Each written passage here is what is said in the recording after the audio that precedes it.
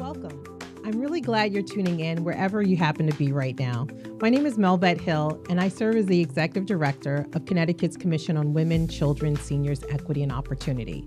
And on behalf of the Commission, welcome to our new podcast, the Policy, Innovation, and Civic Health Podcast. We're starting a new series called America 250, and it's a project close to our hearts and one we believe arrives at a genuinely meaningful moment in American life. This year, the United States turns 250, 2.5 centuries since a founding declaration that was, at once, visionary and incomplete. And every generation since has had to decide, are we going to keep making that argument better? Are we going to extend its promise further? We think the answer has to be yes. And we think Connecticut has a real role to play in that work. The CWCSCO was created to do something specific. By statute, we are charged with addressing issues that affect women, children and their families, older adults, and African Americans, Latino and Puerto Ricans, Asian American and Pacific Islander residents all across our state. These are not separate concerns sitting side by side. They are deeply interconnected, and the well-being of each shapes the well-being of all. That's the lens we bring to this series. As we mark America 250, we're not simply looking back at 250 years of history. We're asking a forward-facing question. What does the American dream look like in 2026 and beyond? And how do we build a version that is genuinely within reach for every person in Connecticut? What does access to opportunity actually feel like when it's real? And what does civic life look like when people are truly seen and heard? Through these conversations, you'll hear from residents, advocates, community leaders, and people with lived experience across communities we serve. Some episodes will challenge comfortable assumptions. Some will lift up stories that don't get enough airtime. All of them are rooted in the belief that real civic engagement means more than casting a ballot. It means being part of an ongoing conversation about the kind of place we want Connecticut and this country to be. So this podcast is one way we are honoring our commitment to connect people with each other and with their government, not as an afterthought, but as a foundation. So we invite you to listen in. Listen, share these episodes with someone in your community, and let these conversations spark something, a question, a connection, maybe even action. This work belongs to all of us. So thank you for being here, and let's begin. So our first guest on our podcast is Yukio Ida. Yukio, you have an interesting career across sectors, education, nonprofit, state government. Tell our audience about yourself. Give us your brief bio. Thank you so much for inviting me onto this podcast today. So my name is Yukio Ida, and I work for the Commission on Women, Children, Seniors, Equity, and Opportunity as the Associate Director of Parent Leadership and Family Engagement. That's what I am currently doing, but what led me to this place is a lot of different things. And so history is important, right? So I'm going to give you a little background. So I was born in Japan, and I've lived, studied, and worked across a couple different places, but have mainly been in the United States the last 30 plus years at this point.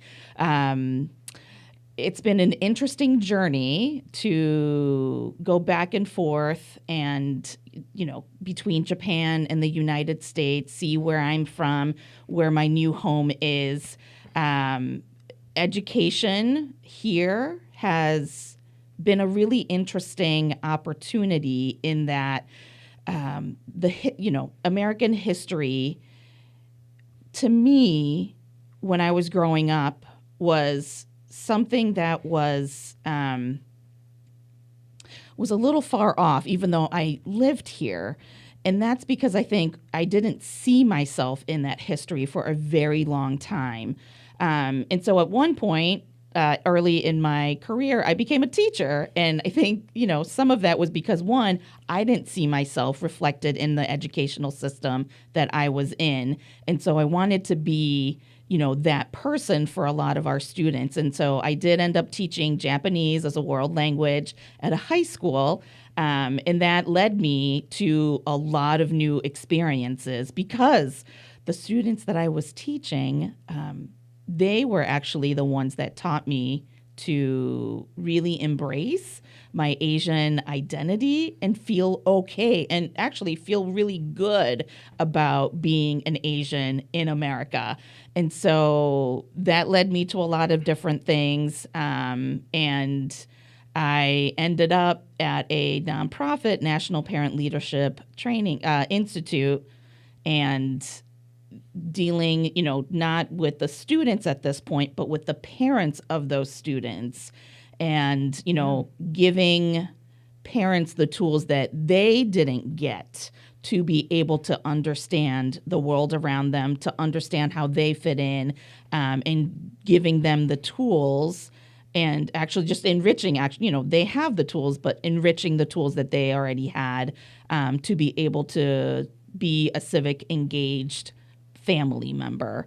And now I am at the Commission on Women, Children, Seniors, Equity, and Opportunity, and I oversee and help support the implementation of that Parent Leadership Training Institute, which is a curriculum for the people of the people in Connecticut. And, it's a joy to be able to do this work across so many sites in Connecticut. Yeah, thank you so much, Yukio. And we are so excited that you are part of the CWCSEO team. And so we have been doing some civic sit-downs. I've started to do some civic sit-downs where we are inviting community members to have open dialogue around different topics. And so we always open our civic sit-downs with a question that's personal but light, because we believe that building a stronger democracy starts with knowing each other a little better. So here's one question for you that we like to ask. So what's your favorite book, movie, or podcast focused on democracy or civic engagement? And why? Tell us why you like it. Sure. And the title of that book is Asian American Dreams by Helen Zia. It was published back in, I think, 2000. And, I was just coming out of college and really trying to find who I am and my place in the world. And I think, back in the early 2000s, conversations around race were a very different landscape at that point. Yeah. And so, I wanted to try to understand, this is where I'm going to make my home. How do I understand how I fit into this fabric of the United States? And, this, again, like I said, American history was a little far off for me because I didn't see people like me reflected in that history. But this was that first book that really made me understand how Asian Americans have been a part of this country, but haven't really been in the light. Okay. And so many eye-opening moments for me around Chinese exclusion, Japanese internment, how birthright citizenship came to be and who fought for that. And I was so taken aback that I didn't know any of these things until I was well into, post-college to really understand all of this. Yeah. So when you said Asian Americans weren't really in the light, are you saying that they weren't seen? Like, what are you saying there? Yeah, we've been largely invisible, I feel like. And, even looking at the railroads, right? And there's that famous picture of all the white folks that worked on the railroad being in the picture, when in reality, there was a lot of Chinese workers that made the railroads happen, and yet they were not in that photograph. And so we've been invisible. I got it. Thank you. Thank you, Yukio. So one of the phrases we'll keep coming back to in our America 250 series will be the American dream. It's one of those ideas that almost everyone has a feeling about. Some people grew up reaching for it. Some have questioned whether it was meant for them or not. And some are actively imagining what it could become. And so I want to ask you directly, how do you define the American dream, or are you redefining it now in 2026? Yeah.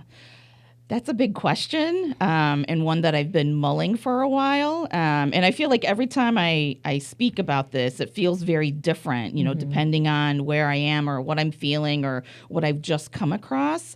But for me, right, the going back to that Asian American Dreams book is to ensure that our stories are not invisible and people see us as American and a big part of, right, this country. And I think in Connecticut, Asian Americans are the fastest growing minority group, and yet we don't hear about that, right? And we're not in the conversation a lot of times. And so, I want to make sure that I am in a place where, and it's an honor to be able to work for the state and be visible in a role that maybe not is typical of an Asian American to be in.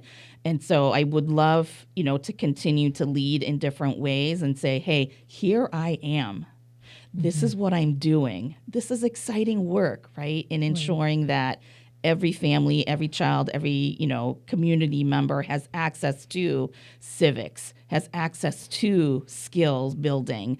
And so my Asian American dream is to continue to grow as a community and really highlight the work that we're doing as Asian Americans. Yeah, thank you so much, Yukio. And you are actually doing that every day in your work at the commission and out in community. You're also very active in your own community. You have been an active parent in your daughter's school community. And I'm so grateful to all that you're doing and you will continue to do.